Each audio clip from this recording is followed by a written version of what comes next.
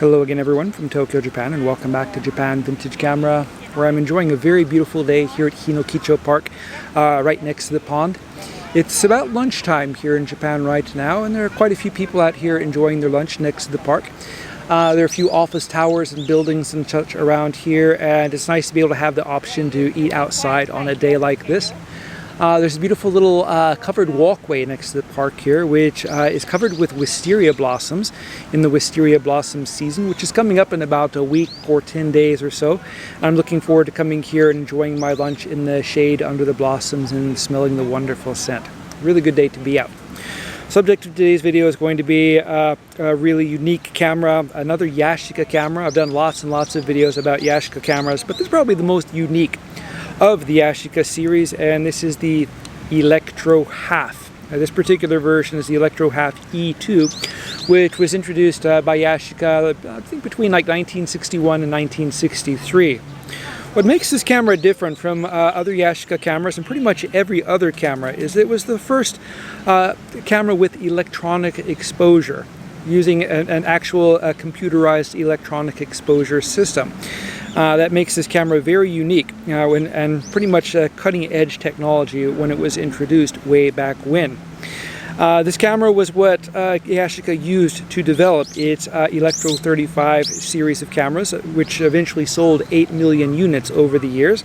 And if you look at this camera closely, those of you who are familiar with the Electro 35 can tell right away the similarities that this camera shares with its larger, I guess, children and grandchildren. Like the later Electro 35 cameras, this was an Aperture priority automatic camera and features a few details which are the same. The most obvious, of course, are the location of the film speed dial on the top of the camera, the same design that they used on the full-size Electro cameras, and the location of the light meter cell, which is on the top above the lens on the right side if you're standing behind the camera. So it uses basically the same mechanical design for the light meter as the full-size Electro 35 cameras. And then there are, of course, the other obvious things, these pointer windows here, these exposure indicators, which are the same color and same shape as the Yashica Electro 35, just moved a little bit and turned sideways. And then we have the battery check lamp, which is the same color and type used on the first version of the Electro 35 cameras, but located on the top left. In the Electro 35, they then moved it to the back here, where the battery check switch was, and then they moved it to the film counter window. So depending on which version you have, the light has migrated around the camera a little bit as more features were added, and they simplified or streamlined the design of the camera. The Autohalf is a really cool camera. I don't see very many of these around. The first reason that I don't see so many of them around is that they were quite expensive back when they were released in the early 60s. This was a very technologically advanced camera for the time, and most people didn't buy a half-frame camera looking to spend a lot of money. Half-frame cameras for people who were actually trying to save money. A half-frame camera was smaller, less expensive, and you could get twice as many exposures on a roll of film, which was more economical. If people wanted to spend as much money as this camera cost, they could get a large full-size rangefinder camera, one of the top-level models available at the time. But from a perspective of, importance, or in photography history, this camera ranks somewhere up near the top of the list, because this was the granddaddy of the entire Electro 35 series, and probably the most popular rangefinder camera ever made. Let's go ahead and take a look at the features, controls, and functions of the Autohalf, starting at the top. I mentioned a few of these things already. I'll go ahead and talk about them in more detail. The first thing we have here is the flash shoe, which is located normally where the rewind knob would be on a normal Electro 35 camera. This one was designed to use bulb flashes, but it could also use a strobe flash. If you use a flash, you have to plug it into the sync socket here on the top left side. We have the battery check lamp, which you check by pushing the red button here. This camera has a battery in it, so maybe you can see the light blinking on and off as I push the button. Next to that, we have the exposure control buttons, or they're not really control buttons, they're just warning lamps actually. The yellow lamp illuminates when the shutter speed is at 1/30th of a second or slower, and though the camera will operate at slow shutter speeds, when the yellow lamp illuminates, you have to hold the camera more steadily or use it on a tripod. Otherwise, at these slow shutter speeds, you're likely to get a little bit of blur. The red light comes on when there's too much light for the maximum shutter speed for the camera. From what I can tell, this camera's maximum shutter speed is between 1/300, 1/500th of a second. And so if this light comes on and you're trying to take a photo, you need to close the aperture down a little bit by turning the lens leftwards as you're holding the camera.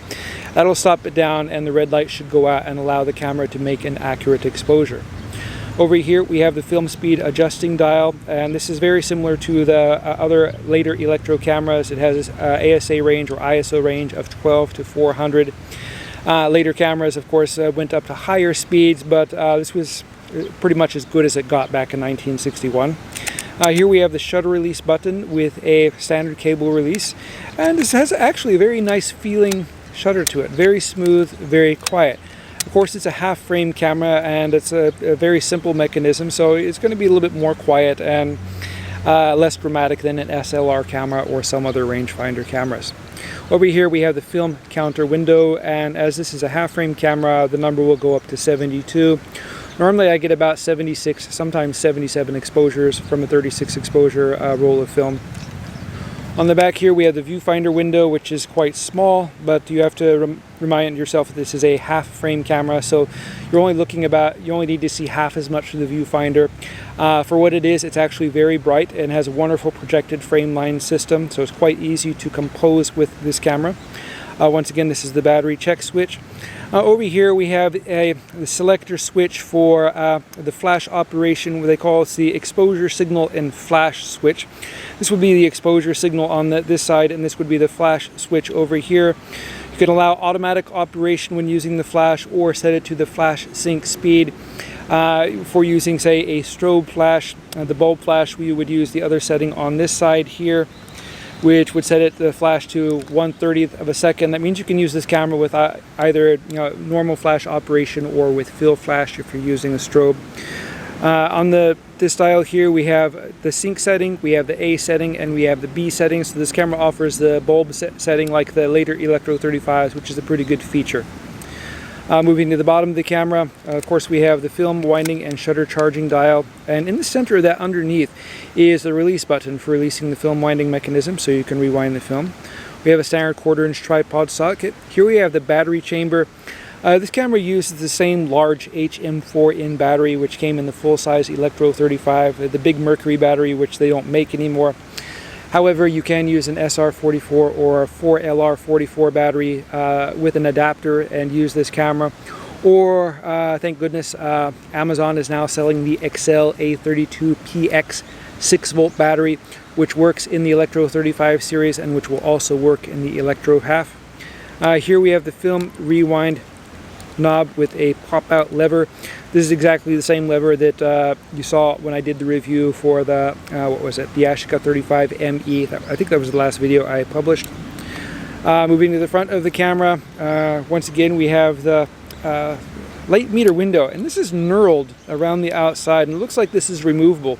It's possible that when Yashica designed this camera, they probably designed it with a series of filters and filter adapters for the light meter, so you could use the filter without having to compensate for the exposure by adjusting the film speed up or down, whatever amount the filter requires.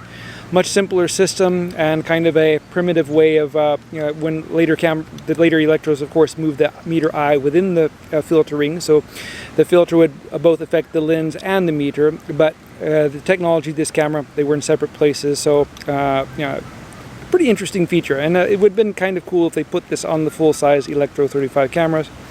Here we have the viewfinder window, and we have this matte glass here, which is for the projected frame line system. The bottom left here we have the self-timer, and like I always say, don't use the self-timers on these old cameras if you can help it. It's the most likely to fail part of a vintage camera's mechanism. Over here we have a switch which you turn left or right. This locks the shutter button so you don't accidentally discharge the shutter if you have it cocked and it's sitting in your pocket or bag or something. Here we have the focus tab, and this focusing ring is arranged in meters only. And this is a pretty interesting camera. It has the 32mm f1.7 lens, which is the same lens which came in the Half 17. And it's actually a very high quality lens. One of the better lenses you're going to find in half frame photography. It's a more sophisticated design in which Olympus used in most of their cameras. The Olympus lenses were excellent. You know, there's no other better word to describe them than excellent. But Yashica at the time was making some really good lenses, and depending on the film and how well you develop, you probably get better results with the Yashica lens than you would out of the Olympus Zuiko lens. There was a faster version which was called the Half 14. I'm waiting for one of those to arrive now, and I plan to do a video about it when I get it. So basically you have 3 different lens options in these cameras: an f2.8, f1.7 and f1.4 lens. The 2.8 lens was generally used in cameras like the Minimatic or Mimi or 72E, depending on where you live. They might have a different name for this camera. And of course the half 17, half 14 and the Electro half. In front of that we have the aperture control ring. And we have a series of aperture numbers on the top, and we have 3 symbols on the bottom. So you can use this camera using just the aperture numbers. If you're familiar with f-stops and how they work, it kind of gives you a good idea to, if you're familiar with the camera, how much depth of field you're going to have. This camera unfortunately doesn't have a depth of field scale on it, so we don't really have that as a clue. But on the front here, on the bottom, for people who aren't familiar with f-stop numbers or whatever, we have a very simple system with 3 symbols on it. We have sun, we have sun behind the cloud, and then we have house. So if you're shooting outdoors in the sun, switch to sun. If you're shooting in a day like today, it's a little bit sunny, I would leave it on sun today. If we're like Friday, when we had cloudy weather, I would switch it to that. And if you're inside your house or shooting at home, switch it to the house setting, and the camera should be able to take an accurate exposure. It should be within the range of shutter speeds. So this is an interesting camera for people who like half-frame photography, and it's also, there are a lot of people who are interested in collecting Yashica cameras out there. And this one is really good for someone who wants, I guess, the granddaddy of the Yashica Electro 35 series. It fits well in the hand, the operation is quite smooth, it operates rather quietly. And the battery is kind of an issue for some people, but as I said, Amazon now makes batteries for these cameras, or at least they supply batteries for these cameras. So it's hard to go wrong with one of these if you're looking for an interesting camera that not everyone has and shooting in a really interesting format. So anyway, that's it for my review of this camera. As I mentioned previously, I'm expecting a half 14 camera to arrive, and several other different kinds of cameras as well. If you'd like to see these, please subscribe, and that way you'll know when I'm posting them. I'm trying to grow this channel, get more people interested in vintage cameras and film photography. If you click the like button, that helps, it gets more people to come here. Thank you very much for watching, and I hope you tune in again soon.